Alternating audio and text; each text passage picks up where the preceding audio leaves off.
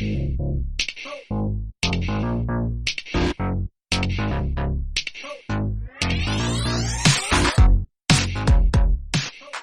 right, well, let's go ahead and get started. Ladies and gentlemen, welcome to a very special episode of Snap Material. We are doing this episode in celebration of the Super Blog Team Up, which is celebrating 60 years of Avengers and X-Men. Of course, with me this evening is Evan Bevins, as always. How you doing, Evan? You ready to play? You ready to talk Marvel Snap, Avengers and X-Men tonight? Yes, I am. Just real quick, to cover some bases here, just in case you're checking this show out as part of the Super Blog Team Up, I want to give you an idea of what Marvel Snap is, and Evan, feel free to hop in here.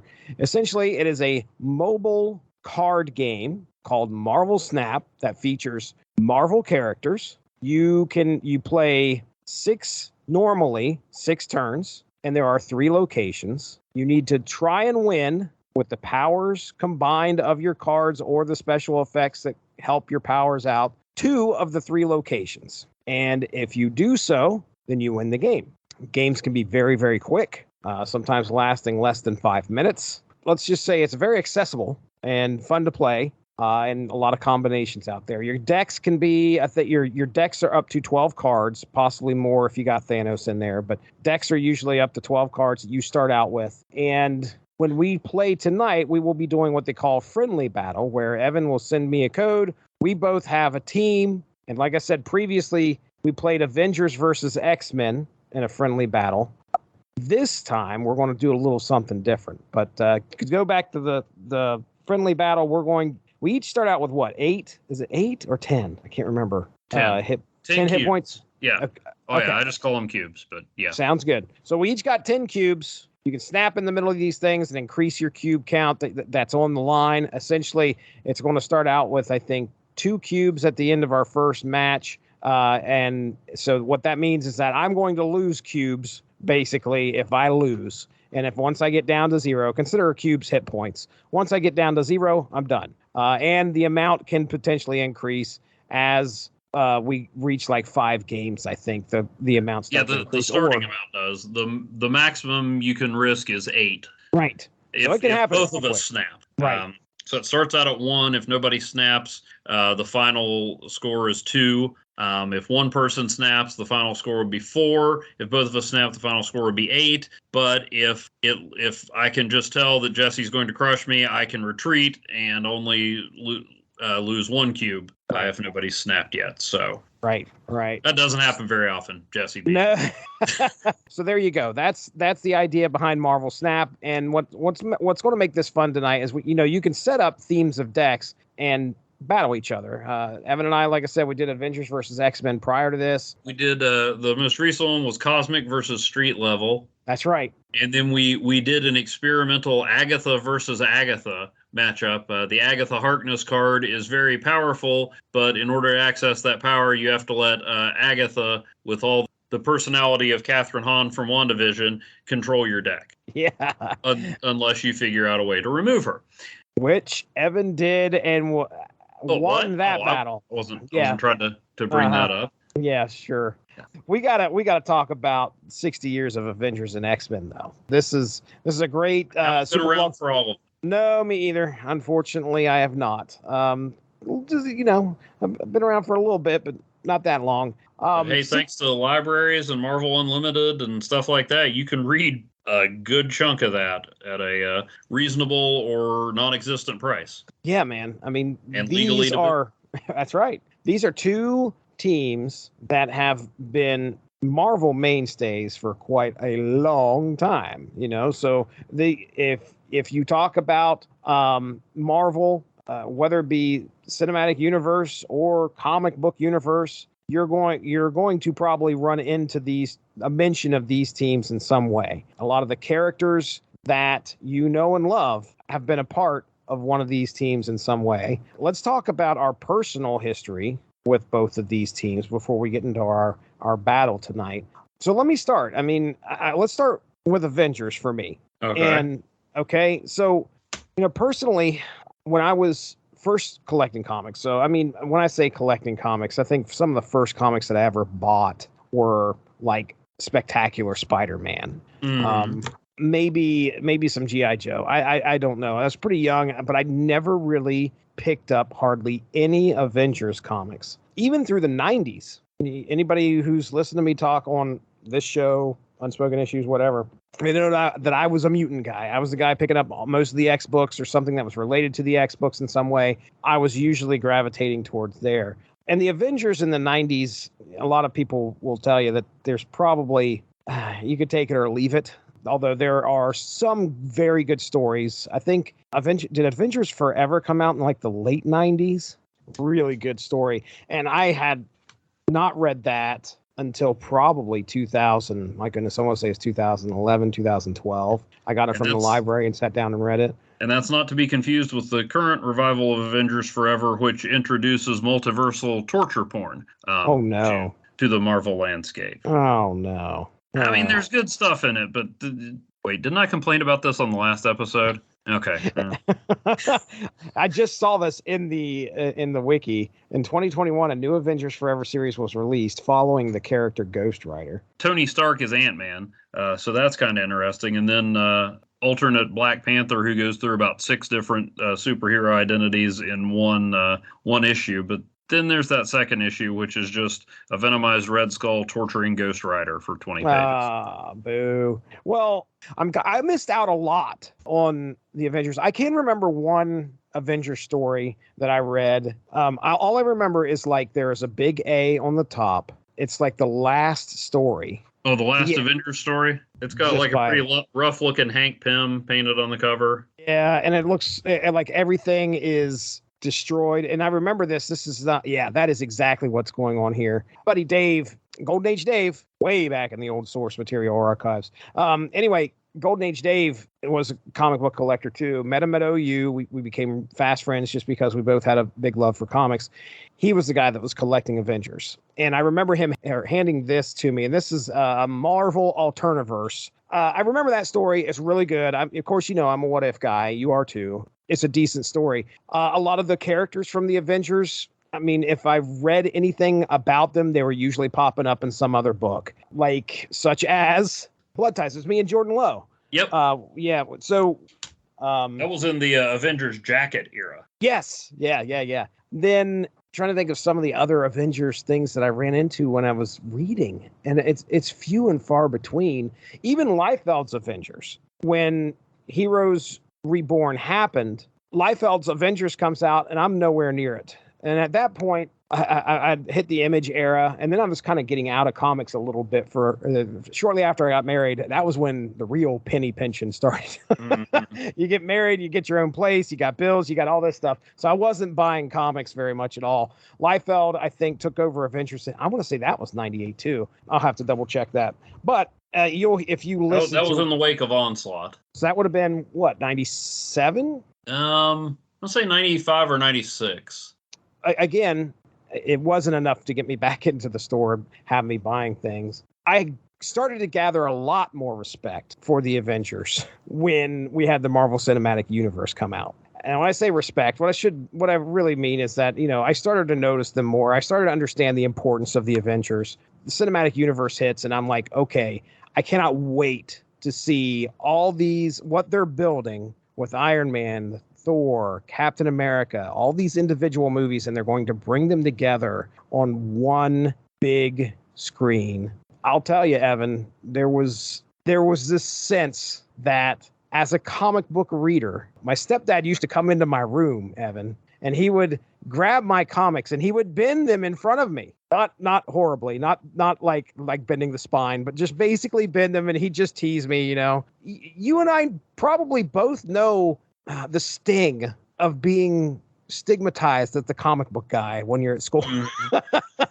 I mean, you didn't get much. The girls, the cheerleaders weren't coming up to you asking you, how was that latest issue of Spider-Man? It just wasn't happening. No, it was not.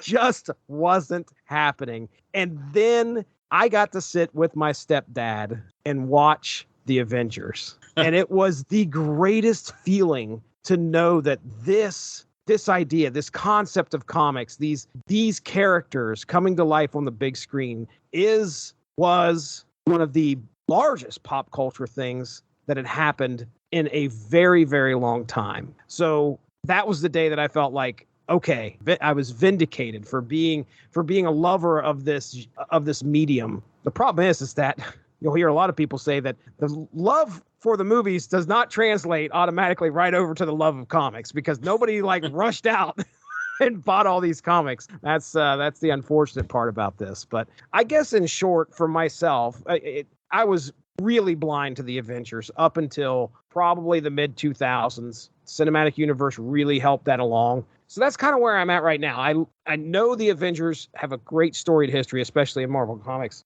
I'm just trying to catch up, folks. That's really all I'm trying to do here. So I'm going to throw it to you, Evan. I think my introduction to the Avengers was actually from their West Coast branch. I have always liked the alternate versions of characters. I'll take Thunderstrike over Thor. Used to be, I found U.S. Agent more appealing than Captain America. Not so much now, though the costume's better. War Machine interested me more than Iron Man. And the West Coast Avengers caught my eye for whatever reason. That was the team led by Hawkeye. You had Iron Man, Wonder Man, Mockingbird, and Tigra, I believe. That was the original squad. Yeah, then I found an issue where Tiger was referring to the old school Avengers as the East Coast Avengers. And actually, for a while, a lot of the classic Avengers like Scarlet Witch and Vision were out on the West Coast version of the team.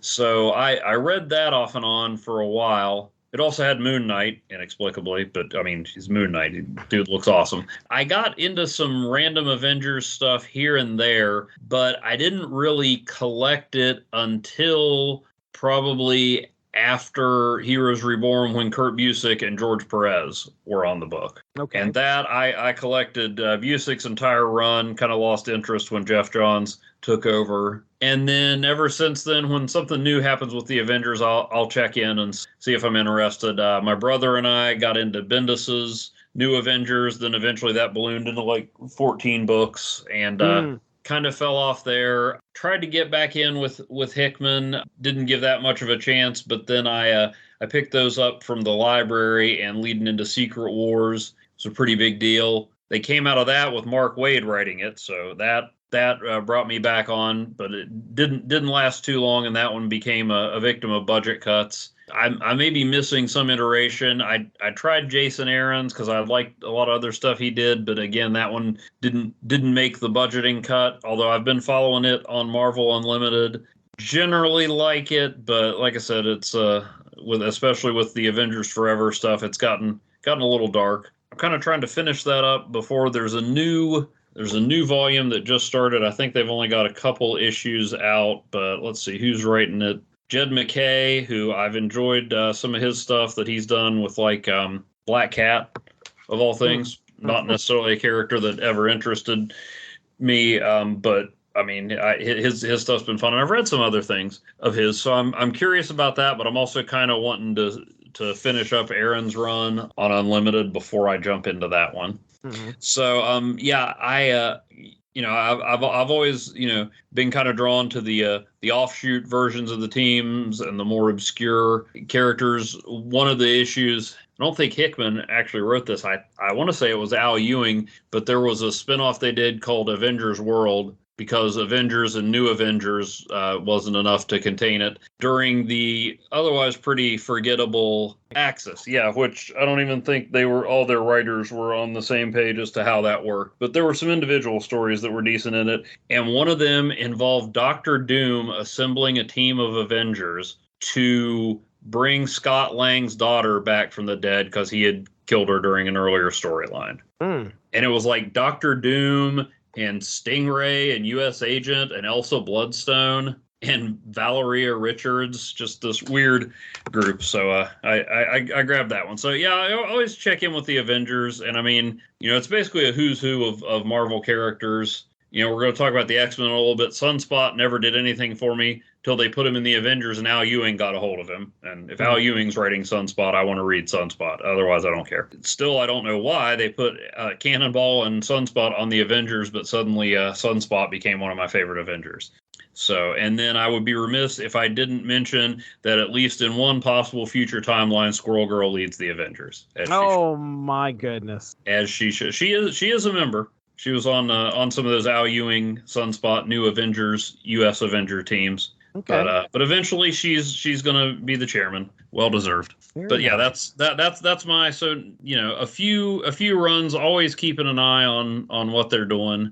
Outside of Kurt Busiek, never like all in on the Avengers. But and I did read. I should say I did go back and read when Marvel was putting out the Essential volumes. I read the first 2 or 3 volumes of that, and I mean the Lee and Kirby Avengers. Newsflash: Stan Lee and Jack Kirby made good comics, but they're a lot of fun. Yeah. All right. Well, let's talk about our history with the X-Men. I'll go ahead and tell you right now. I'm fairly certain that the first X-Men comic that I bought off of the shelf is going to be X-Men 241. Okay. And we are in the throes of the Inferno storyline.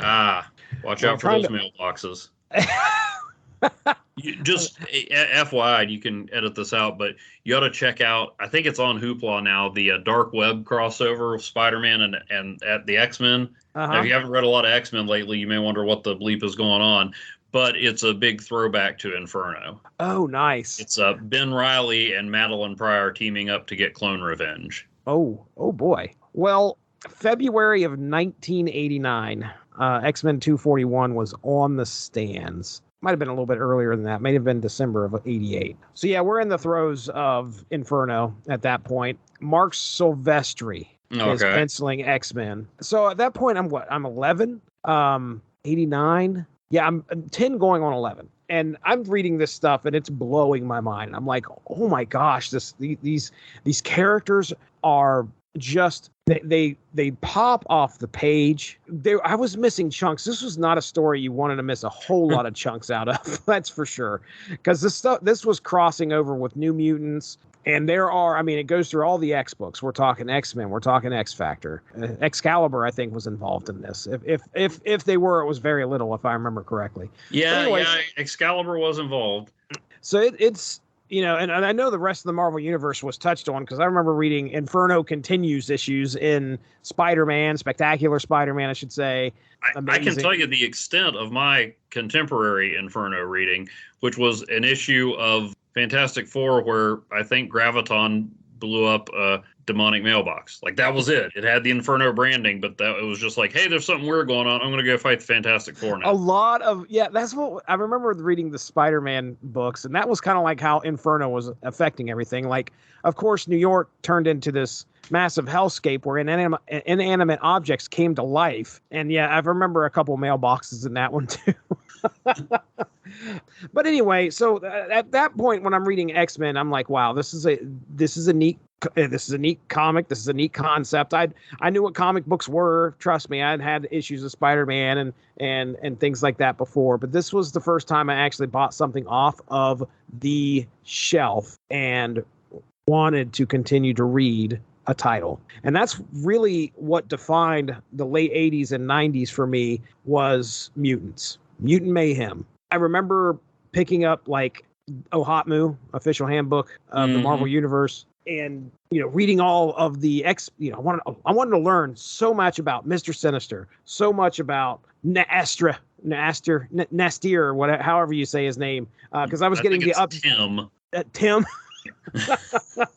I was getting the update 89, and I wanted to read all these great entries for all these characters. That when you look at the X-Men, there's so many characters. It's hard to learn about every single character in their background unless you have that Ohatmu sitting there beside you.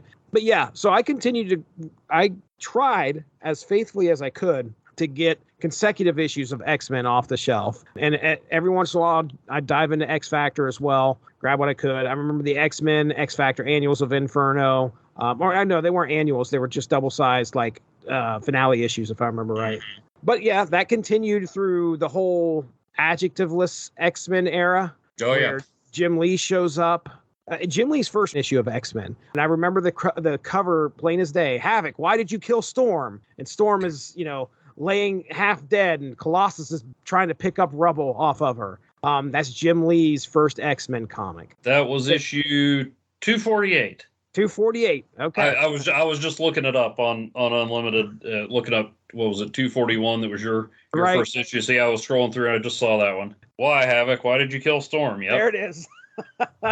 Oh man. So yeah, I mean, there's Jim Lee's first X-Men comic. If you're continuing through with the X-Men at that point, and again, I fell off of the X-Men probably as we got more into the mid 90s, but you know, I Cable gets introduced into the, into the New Mutants. Deadpool's in there, and Cable ends up bringing along X-Force. I ended up like dropping, I think, the X-Men comic, and I started picking up Cable and X-Man. Age of Apocalypse hits, and I'm like, oh my gosh, this is the greatest storyline I've ever read.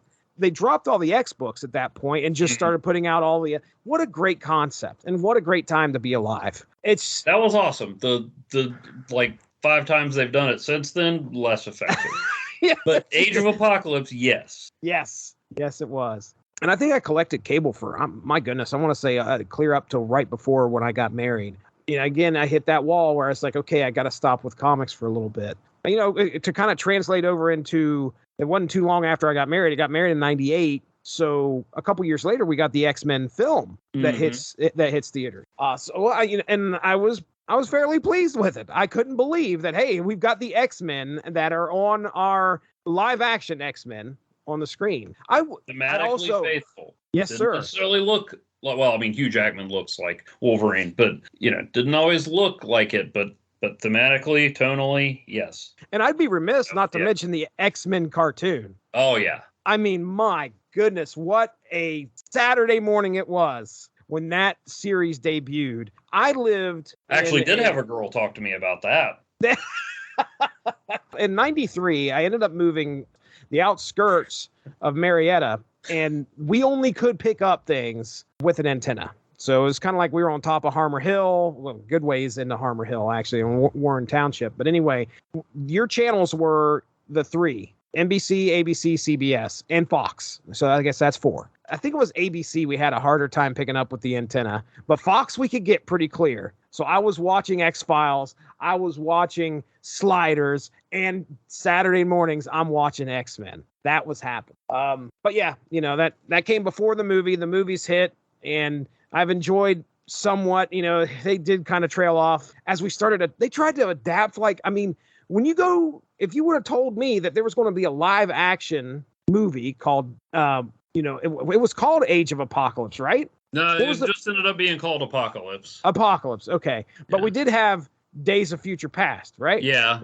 Okay, right? And then we did have the Dark Phoenix saga and Joss Whedon's Cure storyline shoehorned into X-Men 3.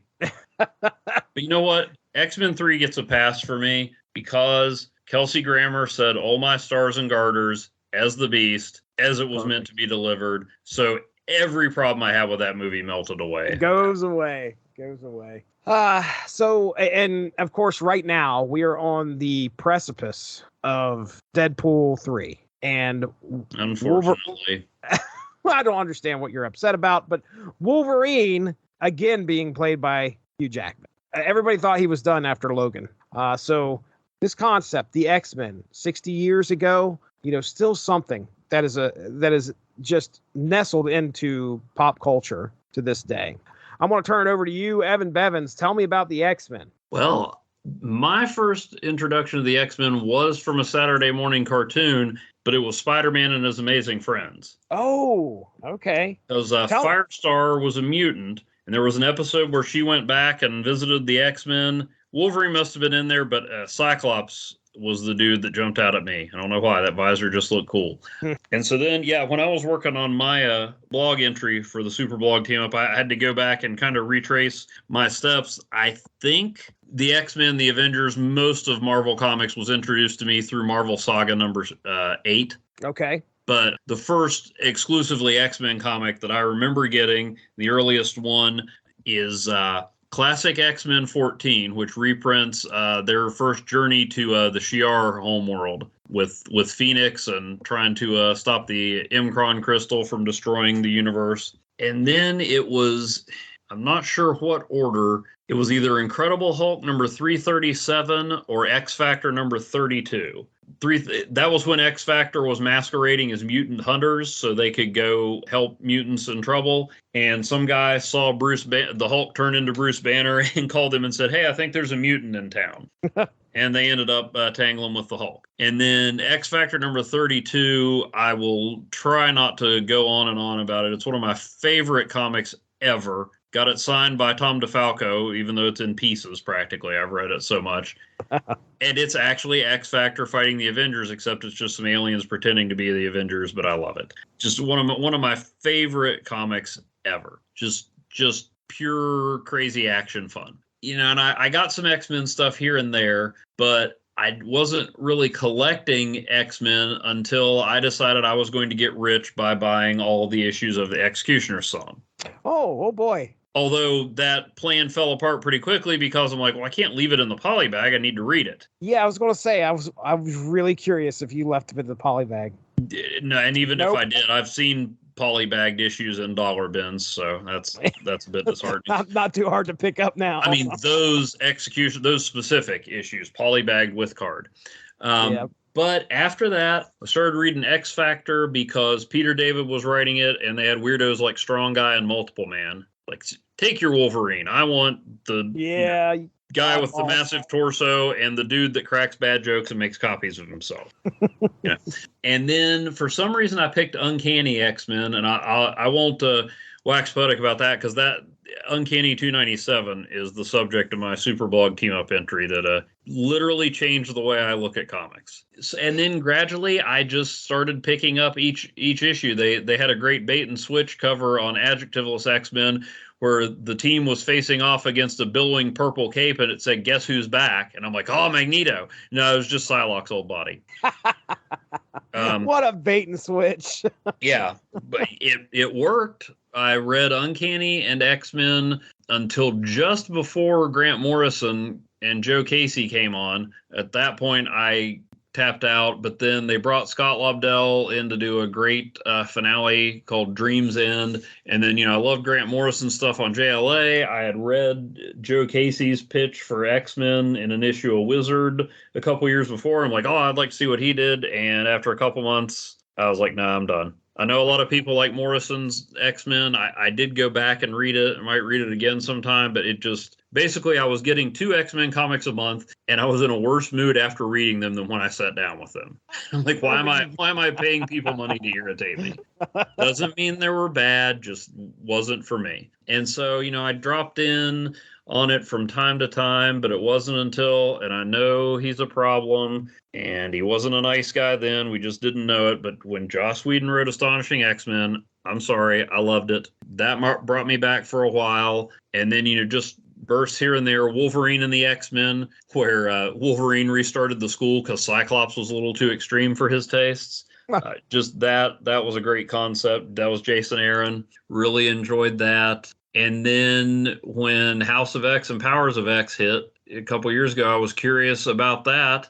And I mean, it's what I like about it is it's not the status quo. There's a lot of stuff I don't like about it. There's been some great stuff to come out of it. There's been some terrible stuff to come out of it, and there's been some mediocre stuff to come out of it. But then our mutual friend Chris Sheehan started his show X-Lapse, going through every issue, and thanks to Marvel Unlimited and Hoopla, I was able to follow along, and I'm still reading it. Although I don't know, I'm thinking of stepping off of Deadpool. It's just not working for me. Oh, bummer.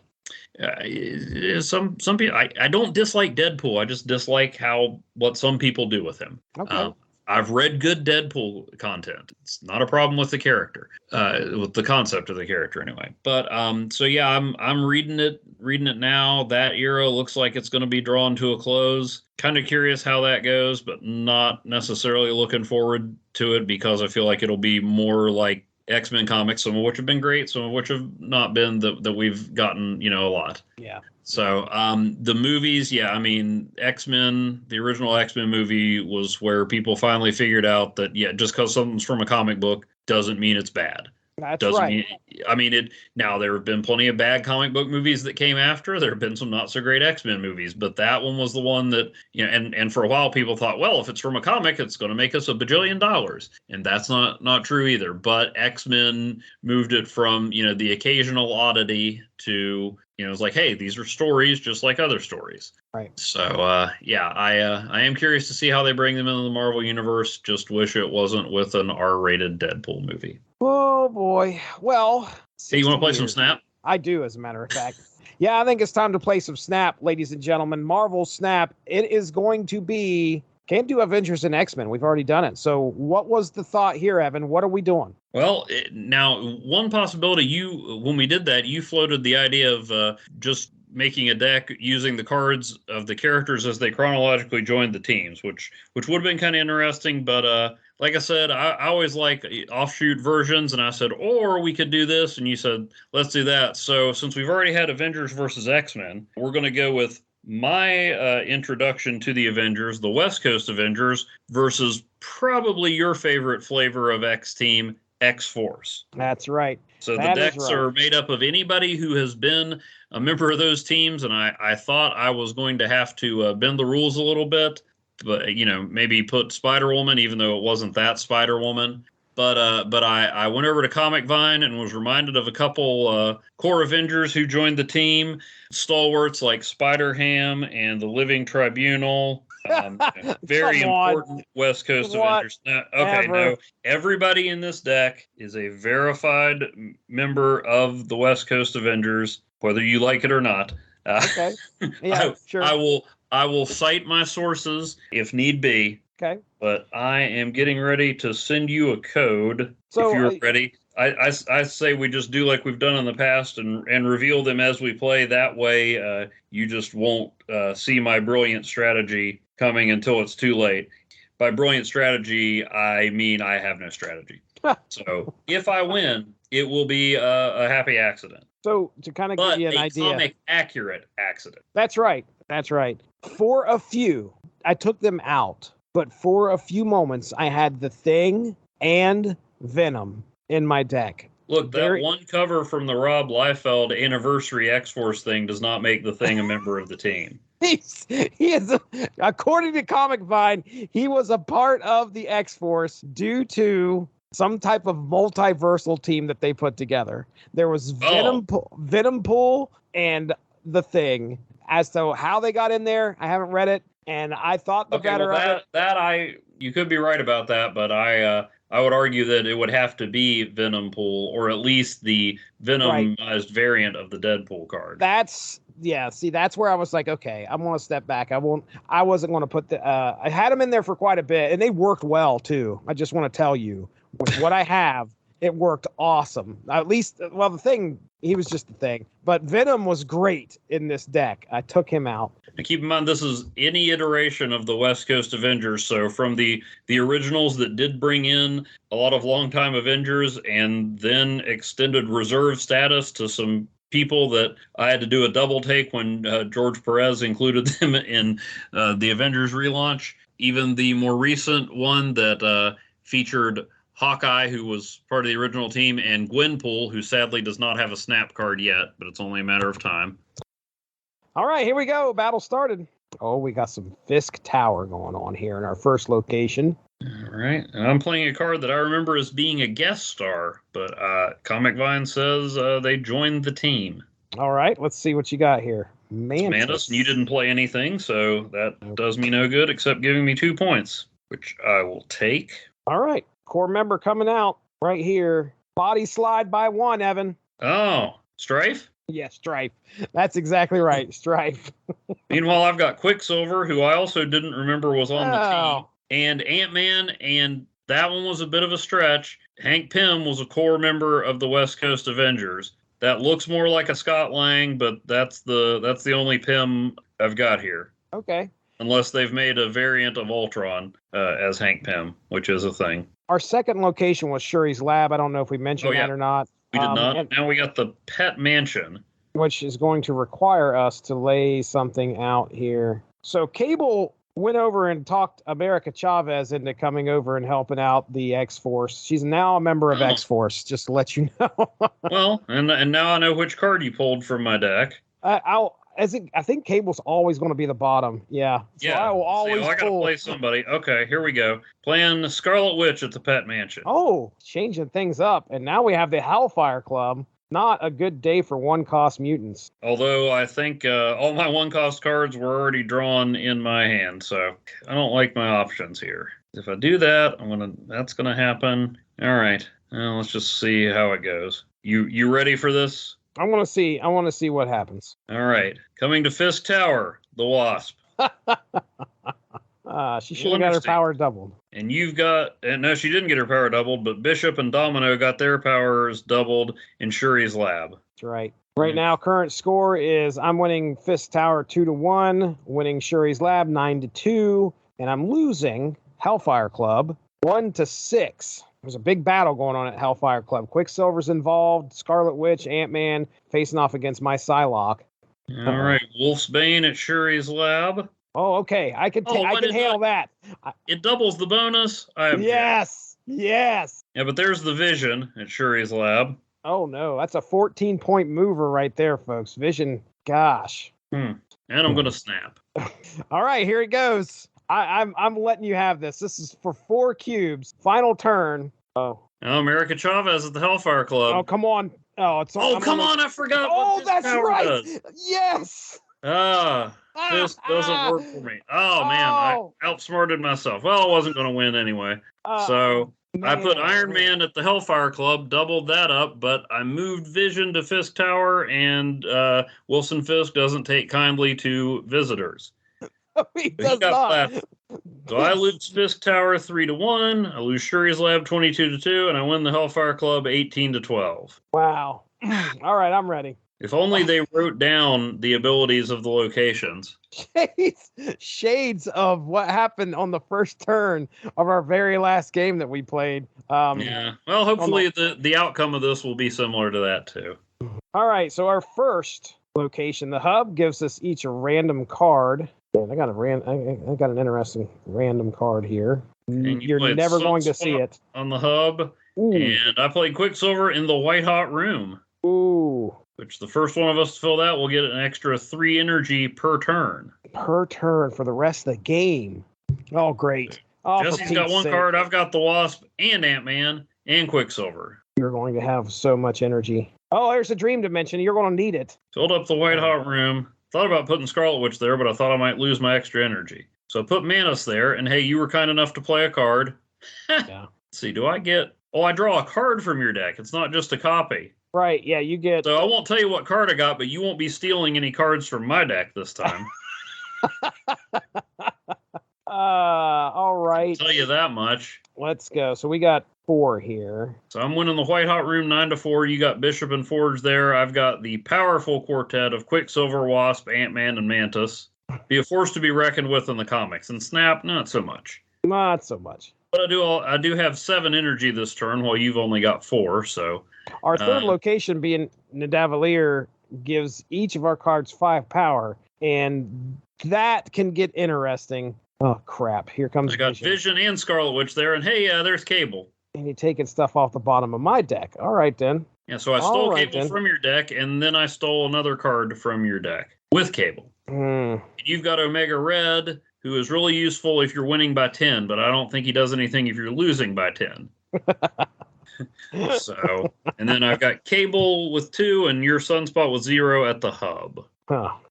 Stupid Vision. There's Nimrod, my random card. And Colossus on Nidavellir. And there's his old buddy Wolverine. Fastball special. Colossus, apparently another card I stole from you. Never been a West Coast Avenger. Was a defender for a minute. What to do here? Believe it or not, I don't have enough energy to do what I want to. Let's see what's going to happen here. I should probably retreat, but... Ooh. Well, there's America Chavez. Yeah, not enough. You're going to win that one. Could not be... but you didn't push Bishop over the top. I moved Vision from Nidavellir to the hub, and... Oh, you beat me by 10! Oh! Beat you by 3. By... Well, when you factor in the total, so... Oh, okay. Yeah. I moved Vision from Nidavellir to the hub and replaced him there with America Chavez, which bumped me up to 30, but Jesse, using Wolfsbane's bonus, +2 for each character at the location, +5 for Nidavellir, gave him the win there, 37 to 30. Bishop gets a +1 every time you play a card, so that made the White Hot Room a tie at 9, but I moved Vision to the hub with Nimrod and Cable to give me 15, and Jesse had 5 there with the addition of Deathlock, who I do remember as a member of X-Force. Yes, good. All right, Sokovia shows up. We each removed Mantis for me and Psylocke for you. Okay, it's the end of my first turn. But this deck will never run out of 1-cost cards. Oh, good. So I played Hawkeye on the second location, which was revealed as Vormir, and to get Hawkeye's bonus, I have to play a card there, and the first card I play there is destroyed. Well... Unless... Oh, no. That would have been more effective if you had already played your card and I could just say which card it is. I know what it's going to be. Frickin' Scarlet Witch. Change the location to Nova Roma. Draw a card. Okay. All right. Well, at least we get a card back from Sokovia taking one from us. And you've got Domino at Sokovia up 3-0, 6-0 at the newly revealed Nova Roma, and now the third location is the sewer system. Cards there have -1 power. Yeehaw. Yeehaw. All right, so I'll play Quicksilver at Sokovia, thematically correct anyway. He's going to die there. Cable and Sunspot arrive in the sewer system. You steal a card. The sewer system steals your points. Lo and behold, it's America Chavez yet again. Oh, yeah. Okay. One more time. Maybe should have thought about that, since it would be hard to have an X-Force deck without Cable. It would. But here's one of your alleged X-Forcers right now. The Thing, who was a reserve member of the West Coast Avengers. And Omega Red arrives in the sewer system, and even though you've got 3 cards and I've only got 1, I'm up 5-4 there. Yeah, freaking sewer system.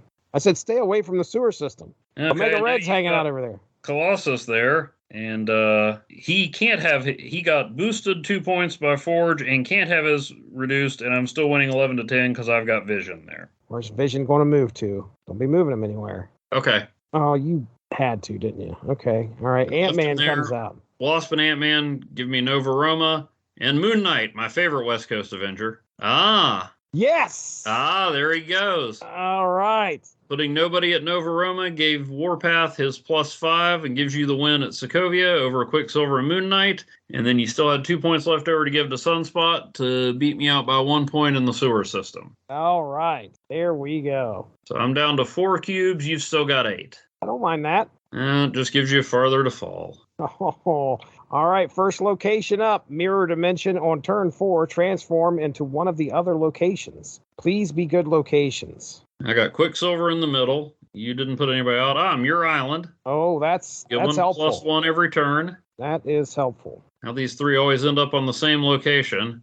Ant-Man, Quicksilver, and Wasp. But at least they'll get some bonus points. So I'm up 7-3 since you added Wolverine there. The Superflow. Superflow showing up here, Jesse giving each of us the Superflow. Yes, sir. +1 energy each turn. That is going to help out tremendously. I honestly don't know if I want to play over there on the left-hand side either, in case that becomes a Superflow. Yeah. So, all right then. I added the Thing to fill up your island, and you've got Omega Red, but you don't have his bonus. I will never have the bonus. Oh, there it is. We got 2 Superflows in this game right now. We have achieved double Superflow. Double Superflow.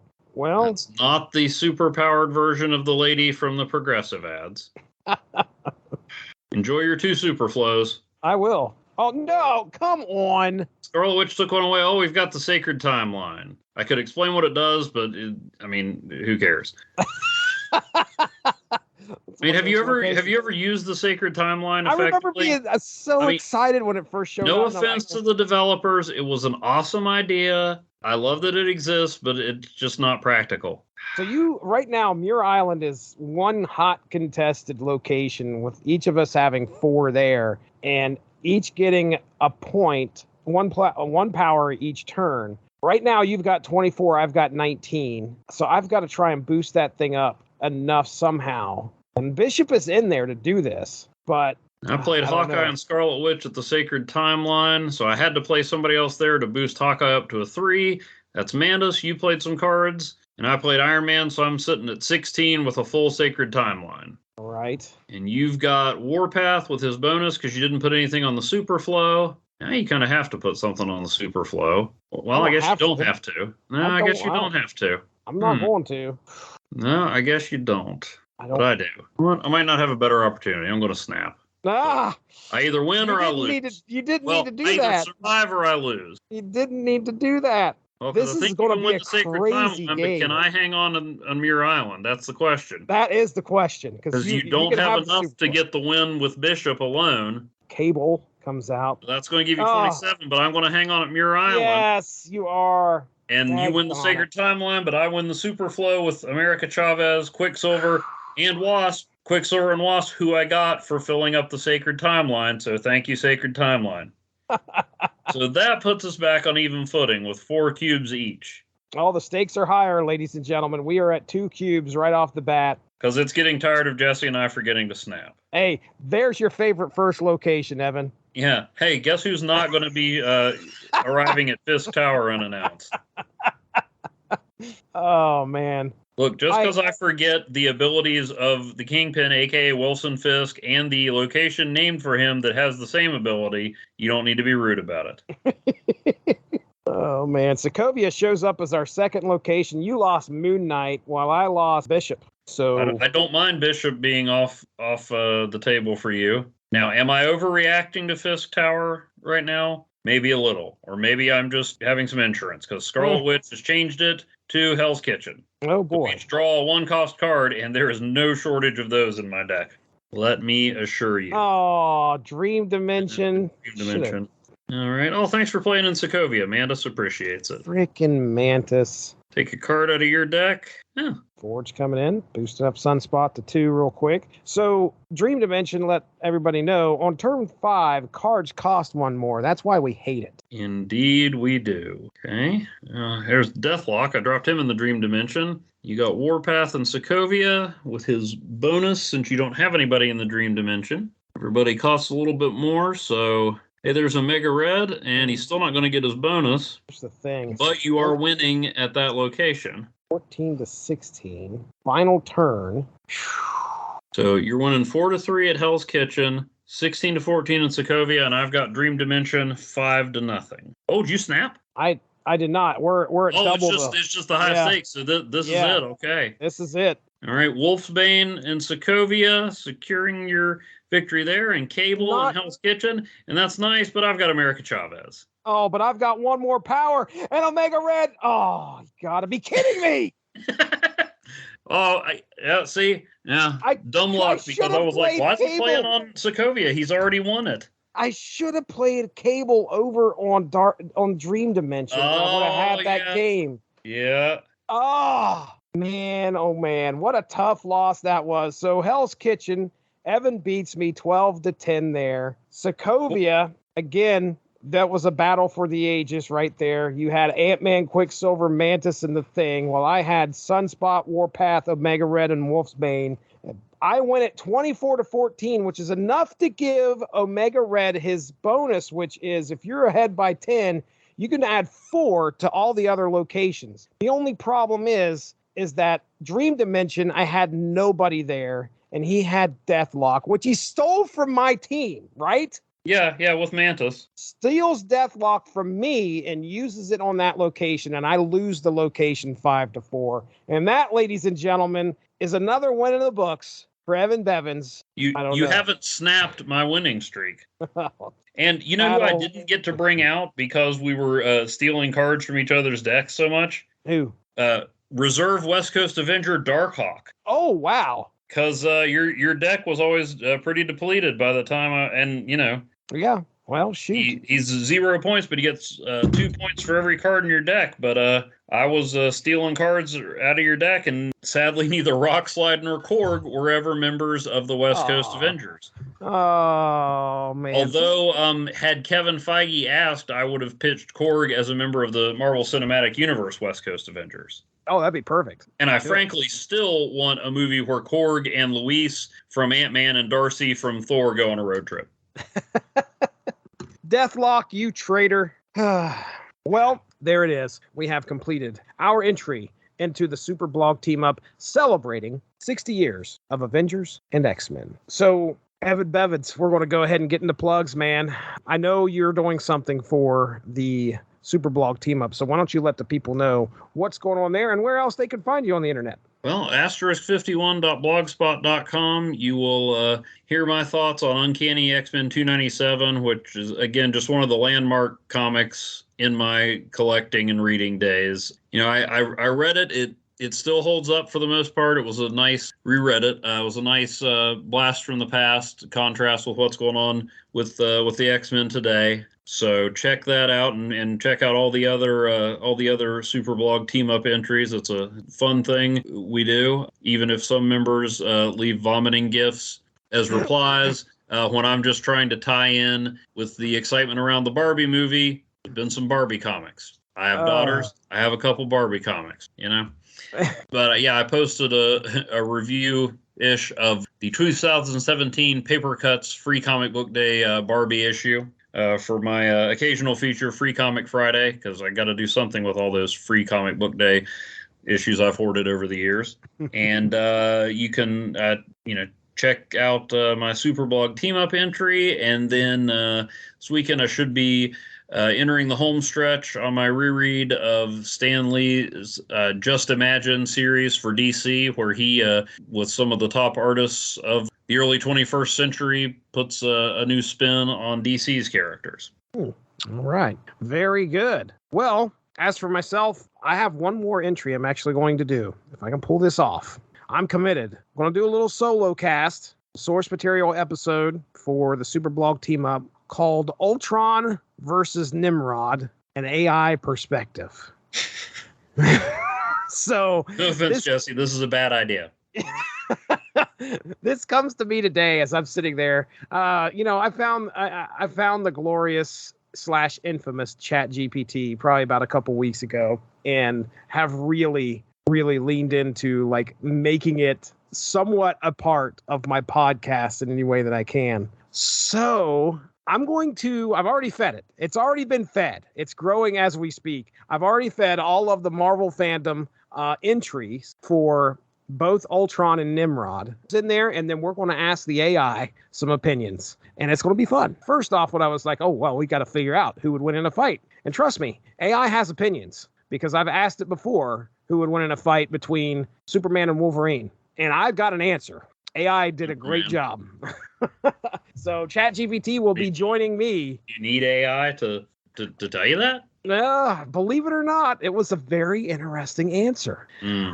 So Jesse, I just got to say that feeding an artificial intelligence a how-to manual from two of the deadliest AIs in the Marvel Universe, I mean, this is the stuff horror movies are made of. I cannot wait. Or at least wacky Disney Channel romps. Oh, yeah. Oh, my goodness. All right. So anyway, look forward to that. That's going to be hopefully one great addition here to the Super Blog Team Up as well. So the easiest thing to do would be go to Twitter and type in #SBTU, and you're going to be able to find just about any entry, present or past, for the Super Blog Team Up, and read some. Get out there and read every single one of them that you can find and interact with us. Send us some feedback. We'd love to hear from you. So with that being said, that's Evan Bevins over there. I'm Jesse Starcher. We'll talk to you soon. Thank you so much for joining us. Have a good one.